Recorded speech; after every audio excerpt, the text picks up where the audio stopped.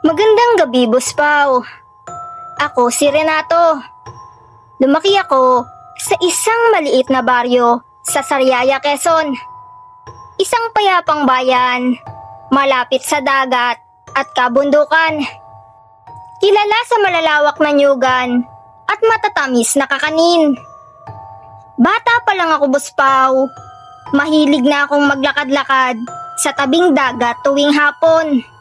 O kaya naman ay gumagala sa masukal na parte ng bundok Banahaw kasama ng mga kaibigan ko. Tahimik doon, simple at puno ng mga kwento ng matatanda tungkol sa mga multo, aswang at engkanto. Hindi ako madaling maniwala sa mga ganitong kwento, Boss Pao. Ngunit may isang karanasang hinding-hindi ko makakalimutan. Isang karanasan na nagsimula sa payak na baryo at nagtuloy-tuloy hanggang sa paglipat ko sa Maynila. Nagsimula ang lahat isang gabi ng Abril. Mainit ang panahon at madilim ang kalangitan dahil walang buwan at halos patay ang mga bituin. Pagkatapos ng hapunan ay lumabas ako para sumagap ng malamig na hangin sa may likod ng bahay. Doon ay may maliit na bintana, Boss Pao, na nakaharap sa hardin at sa puno ng mangga.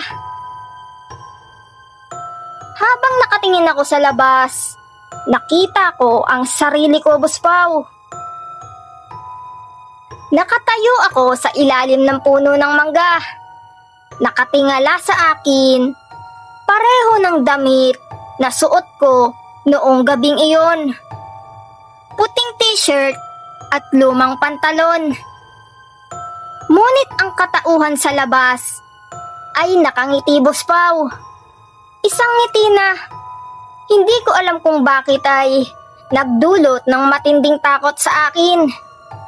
Pinikit ko ang aking mga mata at pagmulat ko ay wala na ito. Ipinagkibit balikat ko lang iyon, Boss Pao. Inisip na baka guni-guni ko lang iyon. Ngunit ilang linggo matapos nito, nagsimulang dumami ang nakakakita sa katulad ko. Isang kapitbahay ang nagsabi na nakita niya akong naglalakad sa tabing dagat bandang 10:00 ng gabi. Ngunit sa oras na iyon, Boss Pao, ay mahimbing na akong natutulog sa aking kwarto.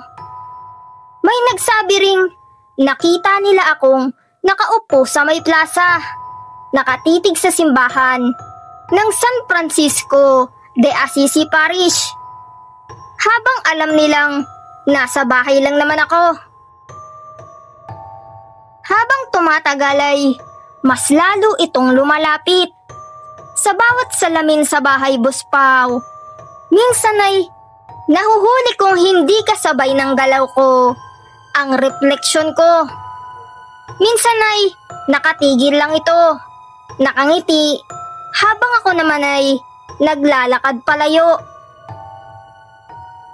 Dahil sa matinding takot, Boss Pao, nagpasya akong lumuwas na ng Maynila para doon na mag-aral at manirahan. Akala ko ay matatapos na ang kababalaghan doon. Ngunit mas lumala pa ito. Tumira ako sa isang lumang boarding house sa Quiapo. Doon nagsimulang muli ang kakaiba. Tuwing 3:00 ng madaling araw, nagigising ako na para bang may nakatayo sa paanan ng kama. Sa dilim ay nakikita kong anino lang siya. Parehong-pareho ng anyo ko. Ngunit imbis na natutulog, ay nakatayo siya roon. Nakatitig lang siya, Boss Pao. At kapag bubuksan ko na ang ilaw, bigla itong nawawala. Minsan habang Naglalakad ako sa Recto Avenue pa uwi. May nakakasalubong akong mga tao na nagtataka kung bakit ako dumaraan muli. Gayong kakakita lang daw nila sa akin ilang segundo bago ako dumating. Sinasabi nila na may nauna ng ako na dumaan. Parehong-pareho daw ng suot at anyo. Dumating ang gabi ng pinakamalalang karanasan ko, Boss Pao. Galing ako sa Intramuros matapos mag-ikot kasama ng ilang kaklase ko. Habang naglalakad ako pa uwi sa Quiapo, nadaanan ko ang isang lumang gusali. Sa salaming bintana nito ay malinaw kong nakita ang sarili kong naglalakad. Ngunit hindi ako iyon, Boss Pao. Ang refleksyong iyon ay nauna sa akin ng ilang hakbang. At nang huminto ako ay tumigil din siya. Ngunit imbis na tapatin ang mukha ko, ay bigla itong ngumisi, kumaway, at unti-unting lumapit sa mismong salamin na para bang lalabas ito. Halos mawalan ako ng ulirat sa sobrang takot, Boss Pao. Mabilis akong tumakbo pa uwi at pagkasara ko ng pinto sa boarding house, naramdaman kong may kumakatok. Nang silipin ko ay nakita ko ang sarili kong anyo sa kabilang panig ng pinto. Nakatayo iyon, walang imik at nakangiti. Mula noon, Boss Pao, nagsimula ang paulit-ulit na bangungot. Tuwing gabi ay napapanaginipan ko na may dalawang ako sa iisang kwarto. Ang isa ay nakahiga at natutulog, habang ang isa naman ay nakaupo, nakatitig lang, hinihintay ang tamang oras para lumapit. May mga gabing nararamdaman kong nahihila ang aking kaluluwa palabas ng katawan at nakikita kong ang doppelganger ay unti-unting pumapalit. Lumapit ako sa isang matandang manggagamot sa Novaliches, Quezon City. Ayon sa kanya, Boss Pao, ang nakikita ko raw ay hindi basta multo lang, kundi ang aking kambal na anino.